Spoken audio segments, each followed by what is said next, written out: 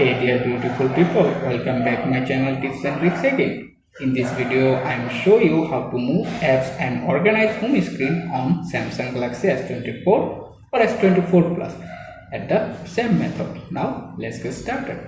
First, go to home page. Once you are in the home page, if you decide to edit apps in your home page, so go to App Store again, then find the app if you want to edit your home page.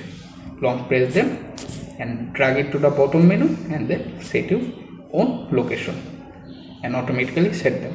You can repeat the process to easily edit more than apps your home pages. However, if you decide to create app folder in your home page to organize them, so long press any app and then drag it to the another apps and automatically create the folder.